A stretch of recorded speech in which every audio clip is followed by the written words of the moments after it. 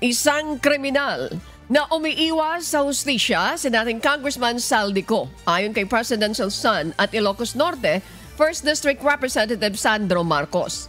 Kasunod ito ng panibagong aligasyon niko na bukod kay Pangulong Ferdinand Marcos Jr. na nagpasingit umano ng 100 billion pesos na halaga ng proyekto sa 2025 national budget, ay may mga insertions din umano si Congressman Sandro.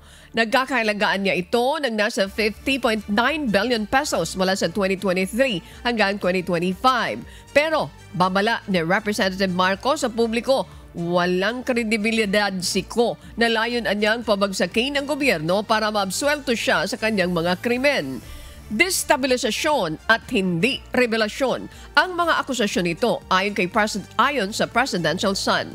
Dagdag pa nito, batay sa Intel, may ginawa ng pagkikipagkasundo si Ko sa mga makikinabang kung babagsak ang gobyerno. Tinawag din ito si Ko na bagong kampyon ng DDS Group at kasinungalingan ang mga pahayag nito.